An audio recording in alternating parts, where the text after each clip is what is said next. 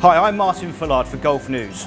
Today I've come to Coluccio's at JBR's The Walk, and I am here to learn how to make the perfect pizza. And for someone who is as gifted as a rock in the kitchen, I'm sure this is going to be quite a challenge. After I donned my rather snazzy hat, it was time to pay attention and begin. Chef Nicola began by explaining the importance of good, strong flour. It has to be strong, apparently, to stop the dough tearing into hopeless shreds. Ingredients are quite simple: 500 grams of flour, 250 millilitres of room temperature water, yeast and a drizzle of olive oil.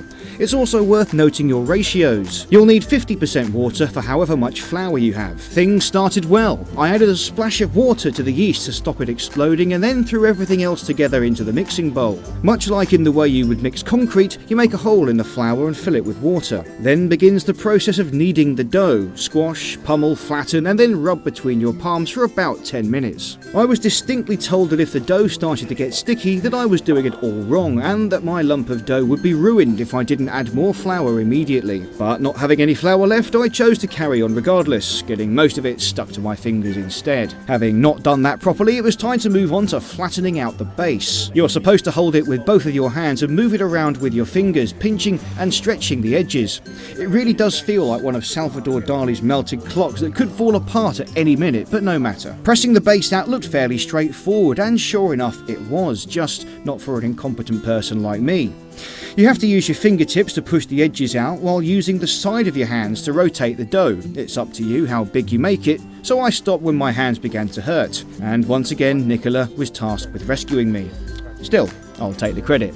Next, it was time to add the toppings, and pleasingly we'd be sticking to a simple margarita. Finally, it seemed I was able to do something. Smearing tomato sauce over the base and sprinkling a suggestion of mozzarella over my creation wasn't too taxing at all. I even added a dusting of parmesan for good measure. No sooner had I finished adding the toppings than it was whisked away to the oven.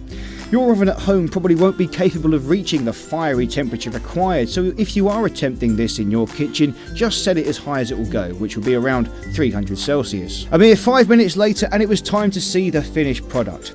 There was no way of knowing if this was actually mine, but my name was on it, so I'll simply say it was. So there we are then, proof that even the most incompetent of people can make the perfect pizza, with a little bit of help.